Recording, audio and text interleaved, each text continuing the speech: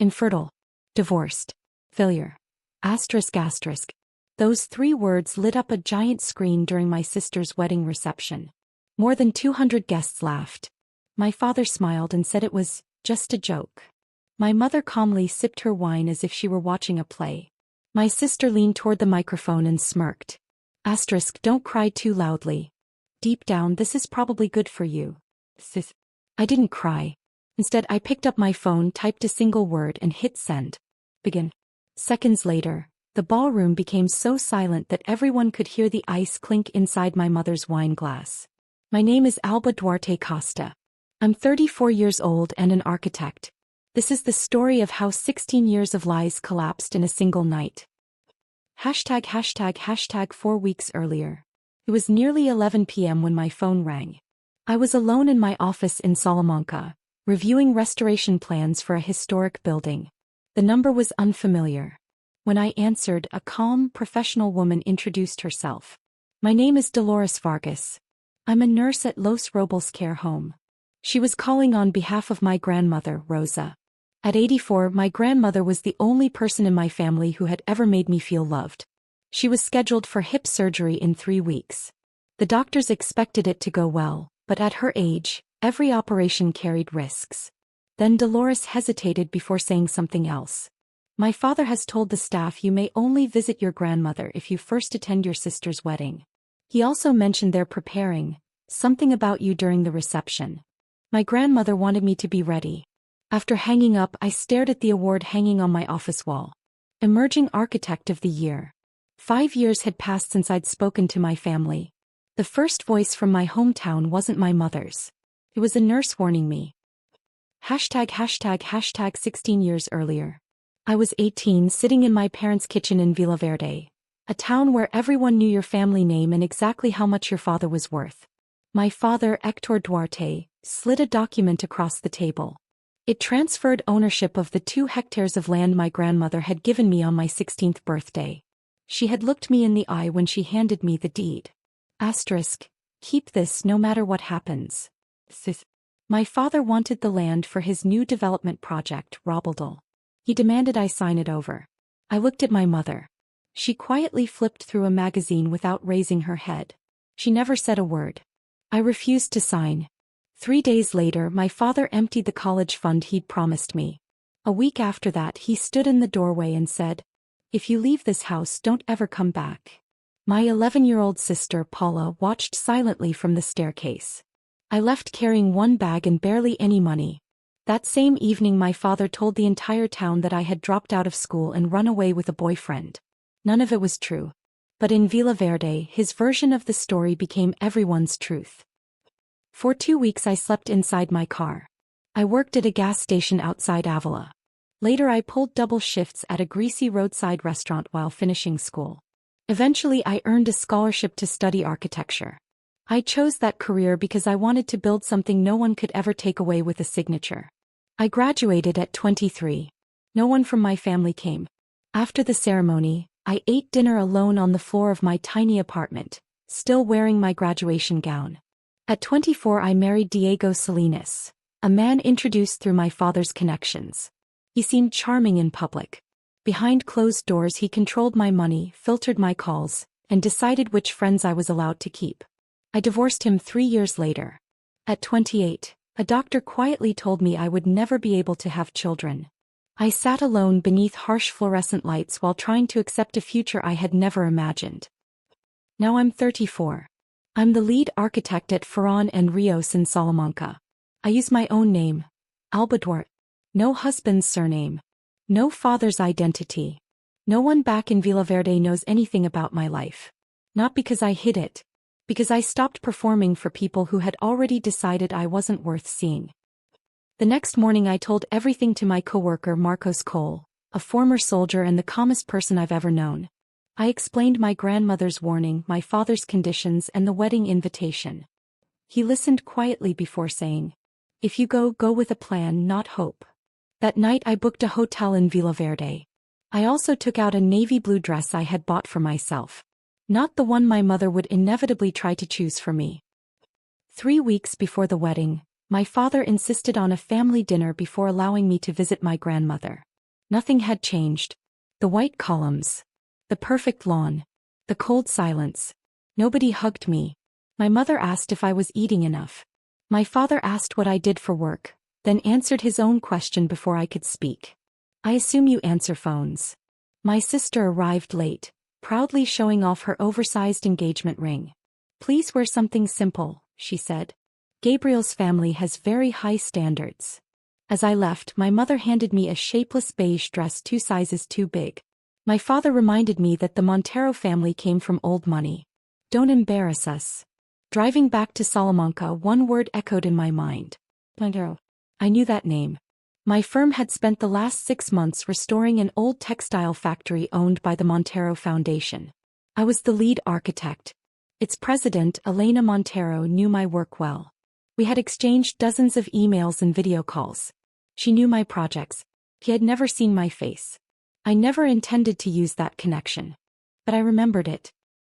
That same evening, Marcos discovered the wedding's audiovisual company needed an extra technician. He applied. 20 minutes later, they hired him. By Wednesday, he had full access to the projection system, audio equipment, and presentation files. Meanwhile, I prepared a simple slideshow. Not to attack anyone. Only to tell the truth. It contained my projects, awards, achievements, and photographs from the life I had built. The title was simple. Simply Alba Duarte. On Thursday, I handed Marcos the flash drive. He smiled. You're not going to war. He paused. But if they fire the first shot, you'll decide how the story ends. 1 week before the wedding, my father finally allowed me to visit my grandmother. I was given exactly 30 minutes while my mother waited outside the room. Grandmother Rosa looked smaller than I remembered. But her eyes were still sharp. He squeezed my hand. Don't let them break you again, she whispered. You're the strongest one in this family. Then she reached beneath her pillow.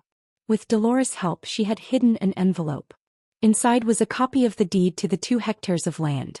My name was still there. Clear. Untouched. The land had always belonged to me. My father had never transferred ownership. He had spent 16 years lying, not only about me but about the property itself. I left with my grandmother's blessing. And proof that my father's biggest secret was still buried. 6 days before the wedding, Marcos and I reviewed my presentation one final time. The last slide read. They called me a failure. I build places where people can start over. I didn't include anything about the land. Truth didn't need revenge. It only needed the right moment. The trigger was a single text message already saved on my phone. Begin. If I sent it, Marcos would replace my sister's presentation with mine in less than 3 seconds. We had already tested it during setup. If the wedding video turned out harmless, no one would ever know. 5 days before the ceremony, my father called with more instructions. I would sit at the back of the room. I wasn't to speak with the Monteros unless they addressed me first. If anyone asked about my job, I was to say I worked in reception. That evening, my sister added me to the family group chat. She attached a preview of the surprise wedding video. Every embarrassing photo they could find. Every painful chapter of my life twisted into a joke. School failure. Divorced. Broke. Alone. Infertile. Asterisk asterisk. Paula typed. Asterisk. This is going to be hilarious. Sis. My mother replied. Asterisk, just make sure it stays classy. Sis. She never asked them to stop. My father didn't say a single word. I took screenshots and sent them to Marcos. Then I opened my presentation one last time and added a final slide. The true measure of a family isn't how they celebrate their strongest members, but how they treat the one they believe has nothing left. The wedding day arrived beneath a clear autumn sky. More than 200 guests filled the church. The Montero family occupied the front row. Elena wore a dark green jacket and carried herself with effortless grace.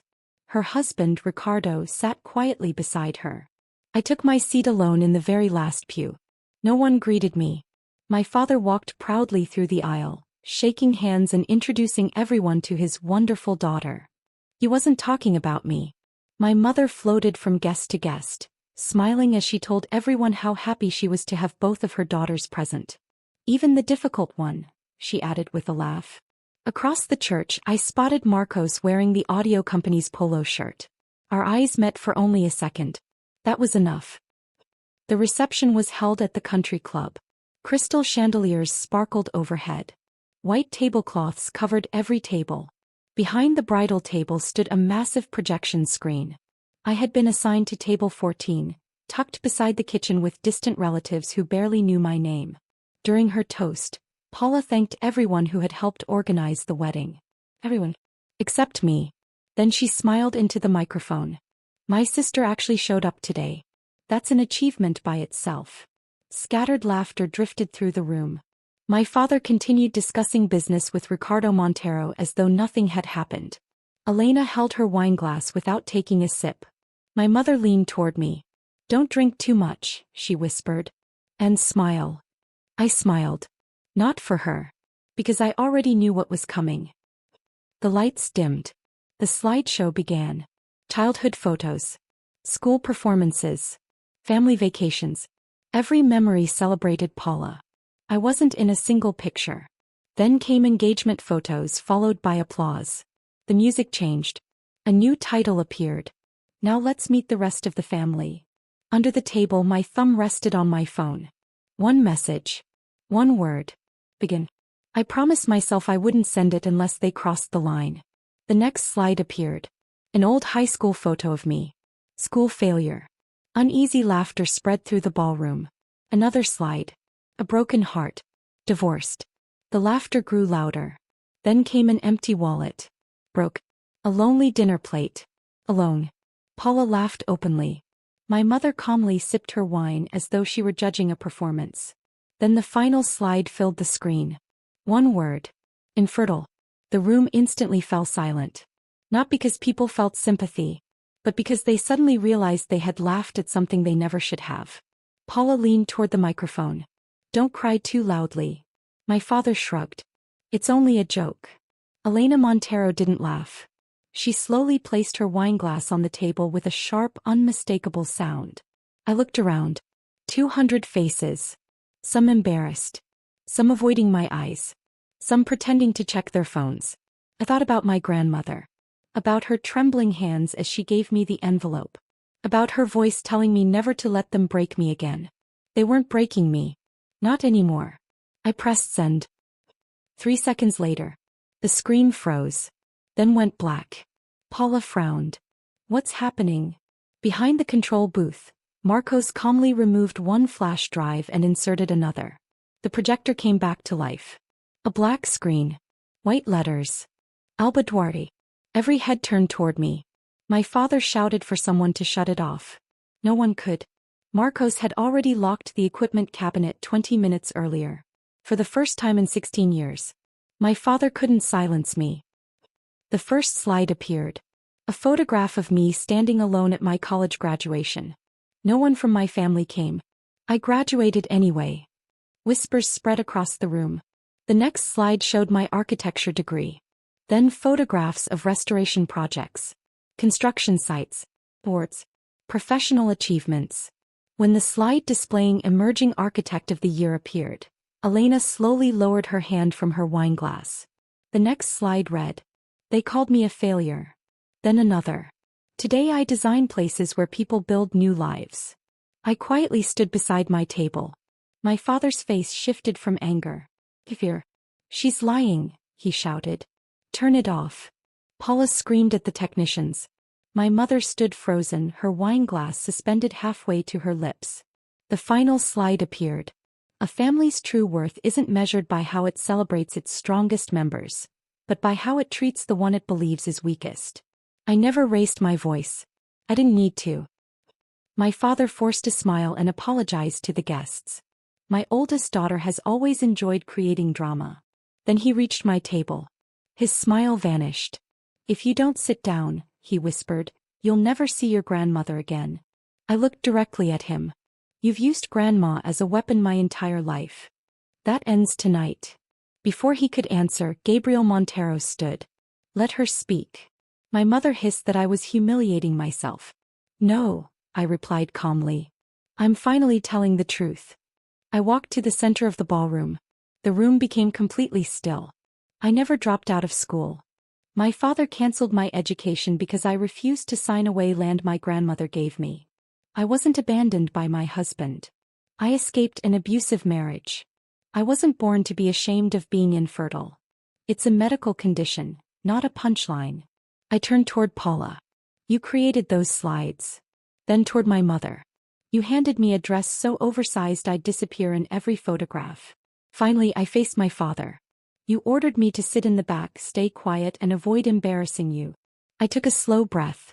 The only embarrassment in this room is how you treated your own daughter. Elena Montero rose from her chair. She walked straight toward me.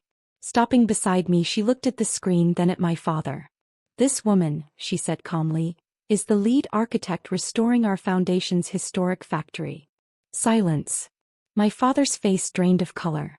I didn't know. Elena didn't hesitate. You didn't know because you never bothered to know your own daughter. Paula jumped to her feet, insisting I had fabricated everything. Gabriel never reached for her hand. My mother pleaded. This is a private family matter. Elena looked around the ballroom. No. You made it public the moment you projected it onto a 3-meter screen. Then I opened my handbag. I removed the envelope my grandmother had hidden beneath her pillow. Inside was the property deed. The land still belonged to me. It always had. Elena studied the document before turning to my father. You plan to build on your daughter's land. Without her permission? Ricardo quietly buttoned his jacket. We're done, Elena said. Both professionally and personally. My mother's composure finally shattered. You think you're better than us. When you left this house, you had nothing. I met her eyes. I had nothing because you made sure of it. From the back of the room, an elderly woman stood. She had known my grandmother for 50 years. Rosa would be ashamed of every one of you. She picked up her purse and walked out. Others followed. One table after another. Without speeches. Without applause. Just silence. Paula burst into tears, accusing me of ruining her wedding. Elena calmly picked up her phone. She read each cruel label from the slideshow aloud. Then she asked, which one of these was supposed to be funny? No one answered. Gabriel finally spoke. You told me your sister was jealous. You told me she was unstable. You lied. I looked at Paula. I didn't come to ruin your wedding. I came because Grandma asked me to. Then I faced my parents. I don't hate either of you. But I'll never be your joke again. I straightened the navy blue dress I had bought for myself, picked up my handbag, and walked toward the exit. At the door, Elena stopped me. Monday morning, she said. We still have a building to restore. I smiled. I'll be there. Outside, the October air felt colder than I remembered. Marcos waited beside my car holding 2 cups of coffee. How are you? I looked back once at the ballroom. I'm not okay. But I'm better than I've been in years. My phone vibrated nonstop. Gabriel apologized. Dolores messaged to say my grandmother had watched everything through the family livestream and laughed proudly. Asterisk, that's my granddaughter. Sis. Elena confirmed that my father would never build on my land. I ignored every message from my parents. There was nothing left to say. In a town like Villaverde, news travels quickly. Within days, my mother quietly lost her position on the town's social committee. My father lost 2 major business partners. His company survived, but the cracks were impossible to hide. Gabriel suggested couples therapy. Paula refused. He moved out soon afterward. 3 weeks later, my father called. Not to apologize. To buy my land. It isn't for sale, I said. It was my grandmother's gift. You've destroyed this family over 2 hectares. No, I answered. You destroyed this family 16 years ago when you chose 2 hectares over your daughter. He had no reply. 2 weeks later, Paula called. For the first time in her life. She sounded genuine. She admitted the video had been cruel. She admitted she'd spent her whole life doing things no one had ever stopped her from doing. I don't even know who I am without being the favorite. Then maybe it's time you find out. She agreed to begin therapy. Neither of us said goodbye. We simply hung up. The following Saturday, I visited Grandma without time limits. Her surgery had gone well. She was already complaining about the food, which meant she was recovering perfectly. He squeezed my hand. I taught you to stand tall. I smiled. No, Grandma. You taught me how to survive. 3 months later, the Montero Foundation approved my final restoration design. Next month I'll present it before the Vila Verde Town Council. The same people who once watched me be humiliated will now watch me lead. I still haven't decided what to do with my land. Maybe one day I'll build a small house there. A porch. A view of the creek. A place where Grandma can sit in the afternoon sun. This morning I looked at myself in the mirror wearing a navy blazer. On my desk lay the official invitation. Alba Duarte. Lead architect. ***. No husband's surname. No father's identity. Just my own. 6 months ago I sat in the last row of a church while my father acted like he owned the world. Today I drive back to Vila Verde for a different reason. Not to return home, but to rebuild something stronger. Stone by stone. The same way I rebuilt myself. They called me infertile. Divorced. A failure. Poor. Alone. Some of those things are true. None of them define me. You don't need your family's permission to build a life worth living. You only need to stop asking for it.